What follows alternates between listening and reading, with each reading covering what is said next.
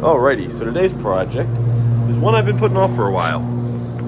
And that is making a custom sprocket to replace that guy back there to make this thing four-wheel drive. Now the reason I need to make a custom sprocket is because that is set up for a 520 chain, and all of the sprockets that I can get for the Peerless 500 back here are a 40 series chain.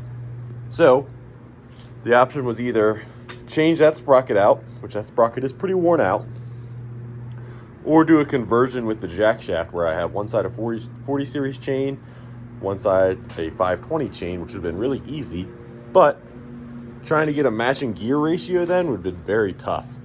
So I decided to just bite the bullet and let's build a custom sprocket. So I got a sprocket with the tooth count that I need to match the rear here, which is a 32 tooth. And we had the original sprocket off the parts quad, which is also in pretty tough shape. It's missing a tooth. So what we need to do is I need this spline count here out of the center. Basically need to cut a hub out of this and then bore this out and put it in here. Relatively simple in concept, but I'm not great at machining, so we'll see how it goes. So the part I was most worried about with this was that my little chuck here on this lathe was not going to open up big enough for this 32 tooth sprocket. Thankfully, just barely, it will. So that's good. So I go ahead and bore that out. But I think to start, I don't know what diameter I need this till I get my hub made. So I'm gonna go ahead and chuck the smaller sprocket in here first and get that center section out of there that I want. All right, so to make this a little easier, I'm just gonna go ahead and plasma cut out a rough shape, and then we'll true it up in the lathe rather than trying to cut this in the lathe and then true it up. I think this will just be quicker and easier on my tooling. So I'll go ahead and get you guys set up and we'll cut that center out.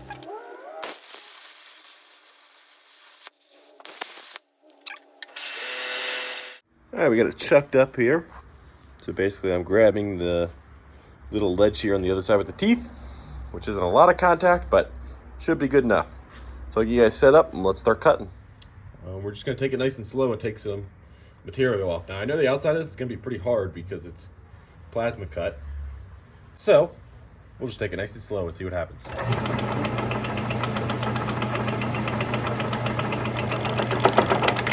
Nice. Not what I wanted to happen.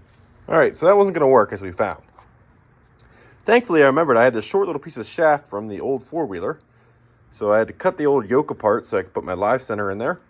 Then we have the rest of the spline shaft tucked away inside the chuck here, and this should be a much better setup. So now let's get to machining.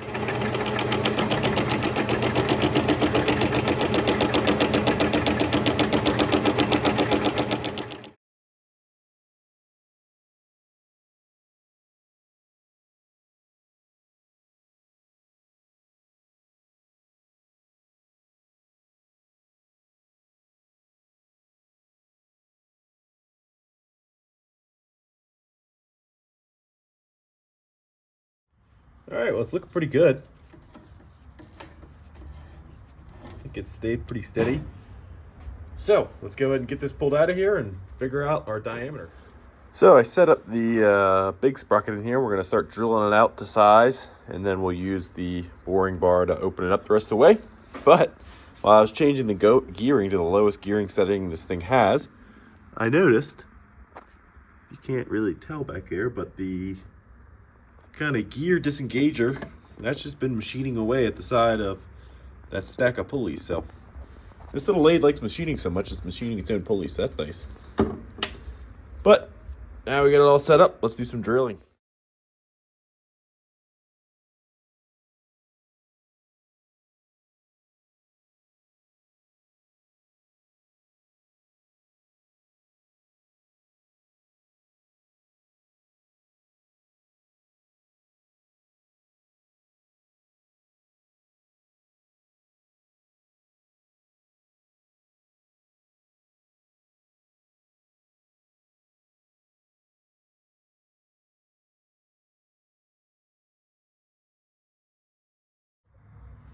All right, we're getting pretty close now.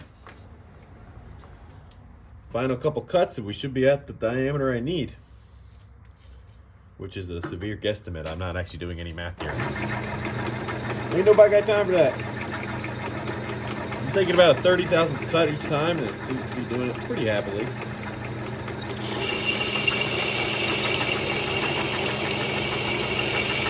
They're using the actual cutting wheel this time. A lot better than a hydraulic wheel I've been using before.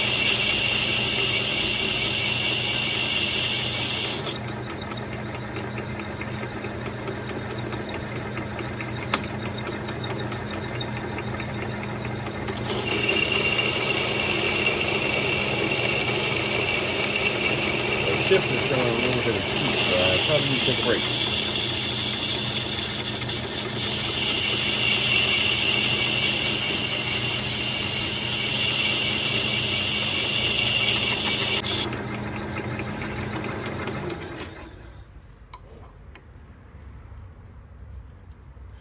All right, that's like dead on. That's a press fit, sweet. That was with no measuring at all, just absolute guesstimating, so that's cool. Alrighty, that came out about perfect for no measuring at all. Just barely slips in there. We got a nice little bevel sitting in there, not a super deep bevel. We'll weld up this side, flip it, and I think we'll bevel it again and then weld that side as well. Now, this sprocket I know is weldable because I bought a weldable sprocket. This internal one, I don't know exactly what it's made out of. And after machining it, it kind of looks bronze or brass, which scares me, but we'll find out when we strike up an arc what it is. Here's the old gear here, and I mean, it looks like just regular old carbon steel, so we'll find out, I guess. That would really suck if I did all this work only to find out it's not a weldable material. Let's go ahead and tack it up.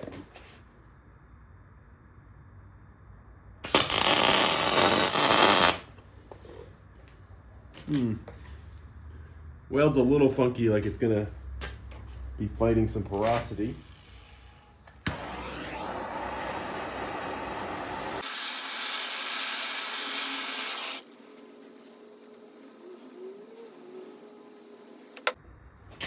I hope this axle is the same spline count as the other one.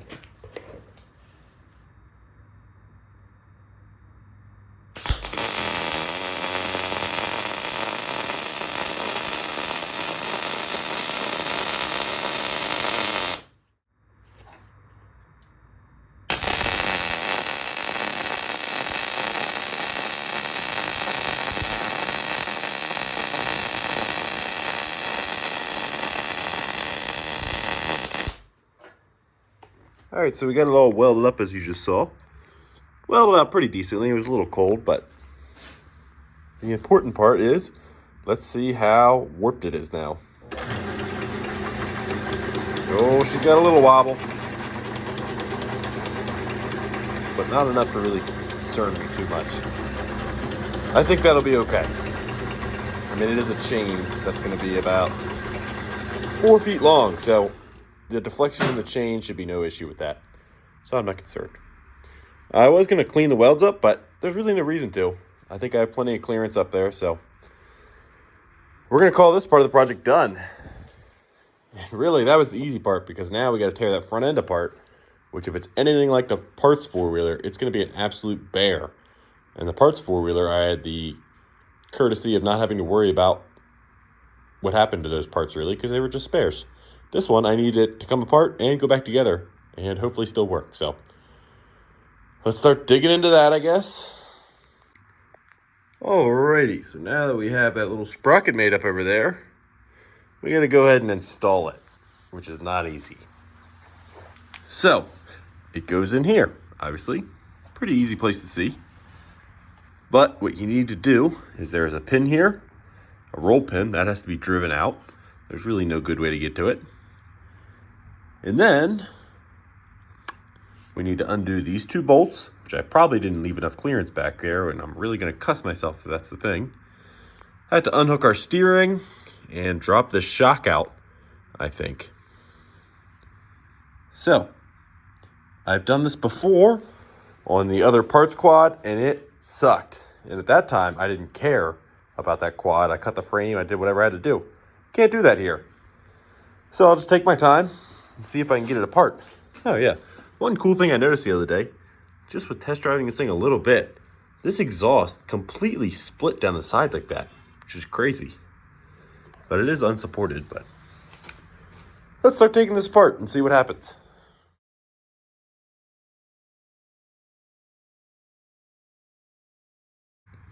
Lovely, we already have our first issue. That bolt down there is just spinning away in there. So there's some sort of capture nut in the A-arm, and I guess it's stripped out. So we're gonna have to cut that out and fix that, I guess. So I found out with that bolt removed, or that bolt's still stuck, I don't actually have to remove it. So if I remove the steering and the axle shaft here, I can actually get right to the sprocket. But Polaris, in their infinite wisdom, made it much harder to remove that sprocket. It hits the frame down there. I don't know what the heck I'm supposed to do to get around that. I'll probably have to drop that whole carrier out of there and undo the other side and some other stupid stuff. But man, is that frustrating. I was so close. But, oh well, that's what happens when you use a 20-year-old four-wheeler design. So, let me figure that out and I'll let you guys know what I figure out. Okay, finally got it off of there. So it turned out there is a bolt on the bottom. You undo that, which undoes the clamp on this concentric here. Then you spin it to its highest point and you get that sprocket off. But I think I'm about to find out that my new sprocket's too big to do that. So that's going to be lovely. Well, we're just trimming away the top. We got it on there, but there's no chance it's enough clearance for a chain. All right, so I slept on it and actually used my brain a little bit and remembered, hey, you can twist this and get it in a better spot. So that's what I did. I put it right about centered on that cam. And the chain will actually fit on it, as you can see, with just enough clearance. So that'll work. But it does kind of suck because we lose our adjustment up here pretty much. We might have a little bit of adjustment each way, but primarily we lose our adjustment. Not a big deal because we have that adjuster, we'll have a jack shaft adjuster, and we had the final transmission adjuster. So not a huge deal, but we'll see what happens. I also trimmed the frame a skosh more. And yeah, so I don't have to mess with the structure of that frame, which is great. I didn't really know how I wanted to do that. And really, now we're ready to move on to our jack shaft mounting, which I already did half of it before because I knew this was coming. All right, got our jack shaft system all mocked up here. Just bolted in there. Easy peasy. That gives us some adjustment, not a bunch, because if I move the jack shaft forward, we get too close to this, which brings me to the point of we still might have a clearance issue with the turning radius. I might have to limit our radius a little bit. We'll find out when we get a chain on there, though. It's going to be tight. We're not going to have a lot of adjustment. That front chain will probably give me an issue. Have to build some tensioner or something. I don't know. But it's going to work, I think. Should work. So I need to pick up some steel tomorrow after work, and then we'll build our pillow block mount for this side. Get that more solid. Build a tensioner here. Order some more sprockets there. And we should be good, hopefully. Alrighty, we got our first front chain on there. So this thing has a lot of thinking going on in the gearing. So we have multiple ways to change the gears. We have the belts or the pulleys and the belt, so we can swap pulleys around to get our gearing. And I do want to gear this thing a lot lower. So that's the plan with make the front pulley smaller, rear pulley larger on the transmission. That should get this thing down in gearing automatically. That's a lot easier than changing all these sprockets around, because the sprockets are complicated because I need the front and rear to match. And that is tough. So just to run you through what we have going on here, I have a 40 tooth sprocket in the rear, a 12 tooth on the output of the trans, and then we have an 8 tooth over here running up to what'll be a 13 tooth on the jack shaft, a 16 tooth on the output of the jack shaft, and we had to run a 32 tooth on the axle to have the clearance for the chain. Like you guys saw, it's pretty tight down there. So that is not a perfect, these are not perfectly equal. I have my math here. You could see here on the left, we have our 12, 16, 13, 32 tooth and the 12 and the 40 tooth, which actually this needs to change. Sorry, here we have our final. So on the front, we have the 8, 13, 16, 32, and the back is the 12 and the 40. And this calculation was at 1500 RPM, so it's a 22-inch tire, which is what we have. So the front's going to be turning at 9.61 miles an hour, while the rear is turning at 9.37. And at first, I was really worried about that. Obviously, you want your gearing to be equal, perfect. But it's less than, I mean, it's like 0.3 miles an hour. I figured these tire diameters and widths are so different. Not diameters, not different, but the widths are different and everything. I think it'll be okay. Also, I don't really plan on using four-wheel drive that much. We'll see. It's not going to be full-time, so we will have the change hooked up full-time, but this does have electric hubs, which probably don't work. That's going to be a whole nother debacle, but I only plan on putting this thing in four-wheel drive when I need it. It's already hard enough to steer, so that's where we're at on gearing. Yeah, so first chain's on there. That's great. But I didn't realize till I came around the front that the jack shaft is sitting kind of cattywampus. So I need to figure that out. I tried pretty hard to line this up to that, but it's a little different. So I'm gonna have to shim this guy up some more. I already shimmed it a little bit, and that should get it close enough, I think.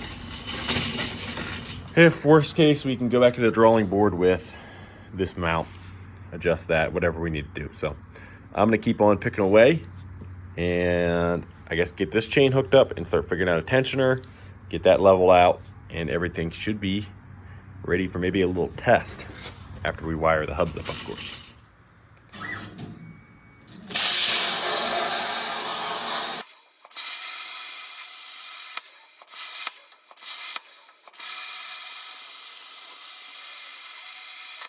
Alrighty, so you guys saw me plasma cut out this little bracket, which is just a slider tensioner for the chain up here.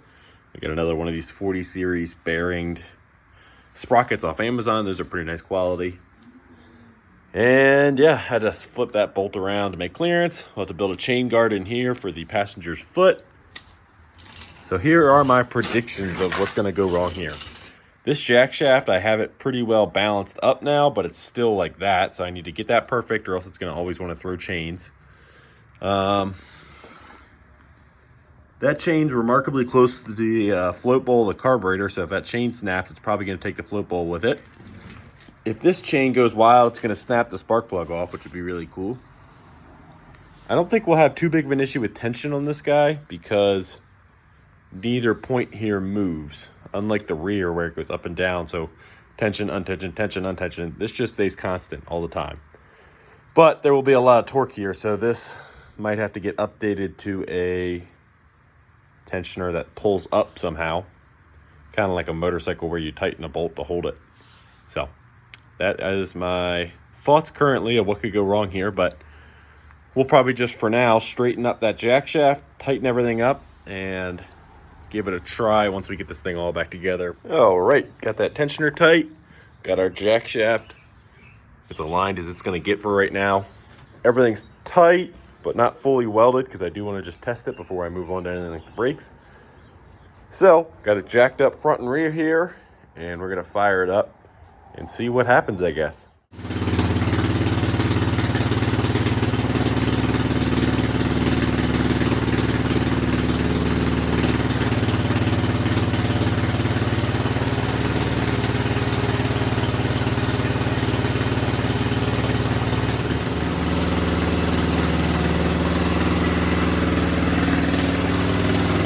Alright, we got some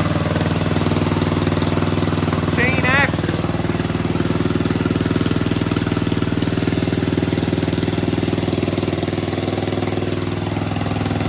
That's definitely a little bit wobbly.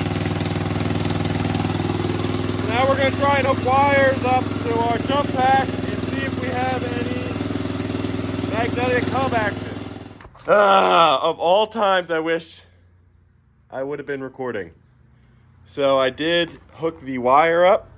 This wheel came on, which is awesome, but there was some carnage. I'm gonna guess, yeah, that wasn't tight enough, and the stress yanked that forward, yanked that back, broke the tensioner off. Oh, bent my body, and wrap the chain around. Wow, that was not ideal. That really annoys the hell out of me. All right, we'll fix that.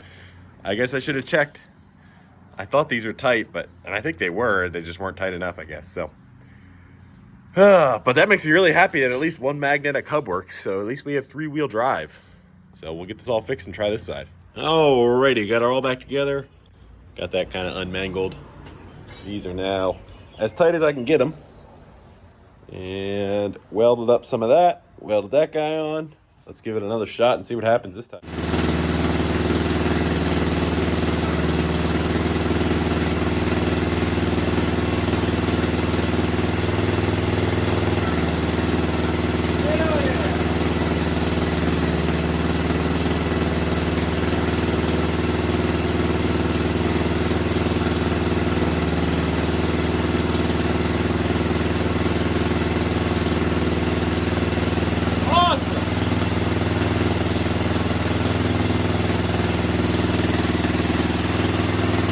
Of course, again, as soon as I shut the camera off, it fails. So that sprocket just disappeared. I don't know where that went. And chain bound up again. This guy held on this time, but probably is bent now, so that's lovely. I did notice there was some misalignment. This thing, the spacer back here, I need to turn it down in the lathe, get that chain better aligned. And I guess that just simply came off of there. I don't know. So I think this 4-wheel drive setup's going to be finicky, but I'm really happy that both of these hubs work. I really didn't think they were going to work. I'm super pumped about that. So we got some work to do, but we have a 4-wheel drive mini Jeep finally. I've been promising it for a while, and I had my doubts about these hubs. I had my doubts about this whole system, but it does actually work. It's just not nearly reliable yet, so that's awesome. So I'm gonna do some fiddling around, try and get this system to be a little more reliable. And then I don't think I'll test drive it today because it's been raining all day, but we'll see. All right, grass dried up enough for me to feel comfortable taking it for a little test lap. And I'd say it went pretty good considering the chain's still on it. Now I didn't engage 4-wheel drive because I didn't need to and I don't have it wired up, but considering the fact that the chain stayed on and didn't try and drag my leg into the transmission, I'd call that a great success. So we're going to leave that be for now. I will probably do some adjustment on that pillow block when I pull the motor out next time and really can get down to try and get it perfectly aligned. But now we need to move on to brakes. That's the last big hurdle, other than some sheet metal work in here that we need to do before we start prepping this thing for paint. So let's get it back in the garage and start that. Alrighty. So we have the finest caliper and master cylinder that Amazon can provide. I think this is like 35 bucks, maybe a little more than that, 40 bucks. This is a motorcycle style. You can tell by the way it's supposed to be mounted, but I'm not going to adhere to that. I'm going to mount it sideways. It'll leak one day, and I'll deal with that when that happens. So anyway, little thing sits on there pretty nicely on that rotor that I already built. So thankfully that rotor wasn't a waste, just the caliper and mounting. This is nice though because it comes pre-bled, but those are the two mounting holes there. So I think I have something drawn up where we can tie those two holes into up here.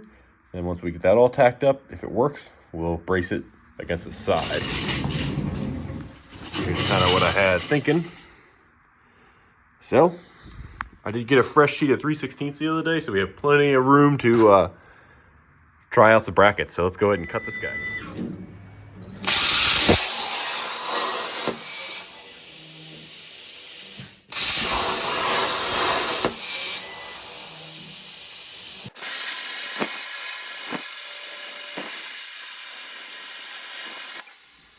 Alrighty, got our bracket bolted to the caliper, and it looks pretty good. So really all we got to do is tack it on there, and of course it's going to need some bracing over there. That should be no big deal. Flip that hose around and then mount our caliper. So got a little brace tacked in there, which should work good. So now that I got that all figured out, which I think should all work, we moved on to the issue of master cylinder. So that brake kit came with a dirt bike style master cylinder, which I thought would work well with the pedals. And if I was running my own separate pedal for the brakes, I think it would.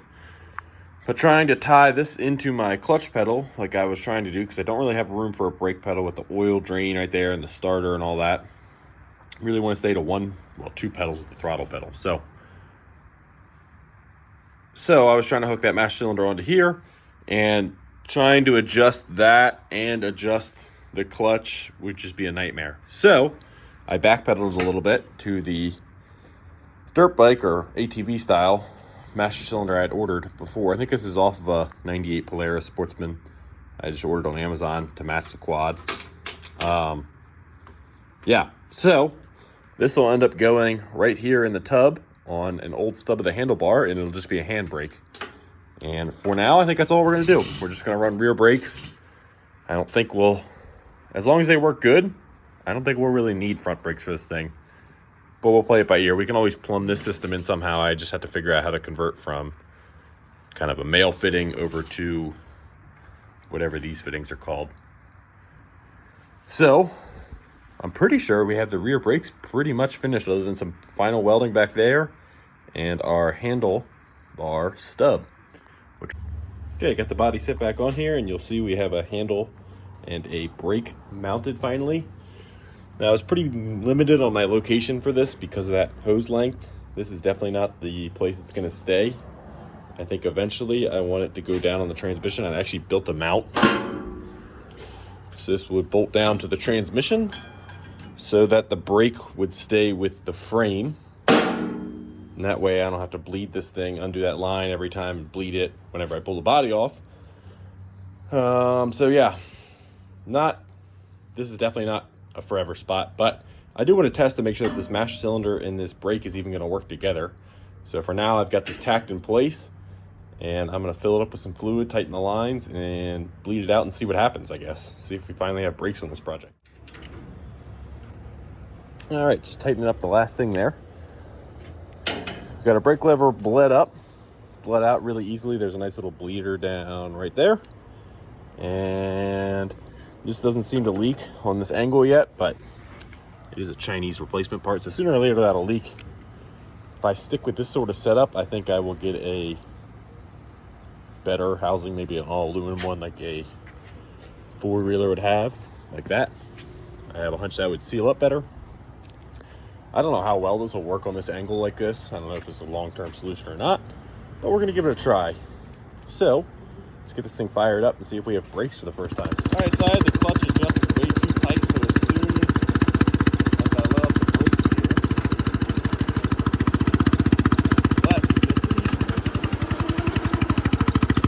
something's gonna stop. Let's go down this little hill here. So that works, and really pretty comfortable. Alrighty, after the great success yesterday with the brakes, one thing I wanted to tackle that I've been putting off is an exhaust. So I just had this thing dumping down before, or actually it came out and kind of did a curly cue, dumped right on the spark plug, and it was straight pipe, and it was horrifically loud. So I kept this part of the project really simple. I welded up where that pipe had split before. I think I'd shown you guys. And I just came around and dumped it right at the bottom, which that is hanging low, but really not that much lower than the pulleys. So I'm not too worried about it. I was going to build a big side pipe, but with the chain, pillow block, and jack shaft here, and how this frame sits, it would have had to come down, bend up to make it look good. I just don't think it would have looked right. So for now, we're just gonna keep it simple like that. Like I said, I don't really think this is our forever motor in this thing, so that is liable to change one day. So I will need to put some sort of brace on there, but that is gonna have to wait until I brace up the jack shaft mount, and kind of see what room I'm left with. So we're gonna call that project done for now. The next thing we need to move on to after that is the floor pan and the chain guard, and then some taillights is really the big main things that are left before this thing gets ready for paint. So knocking things off the list slowly. All right, so we're gonna end the video here. We got a ton done in this video. We have working brakes now. We have a much better functioning vehicle overall. And I actually was able to deliver on the promise of a four-wheel drive mini Jeep, which I am pumped about. So we have one more video to go in this little build series before we are finally finished this thing and we actually get to go ahead and take it out for a test drive. So keep an eye out for that, and I hope you guys enjoyed.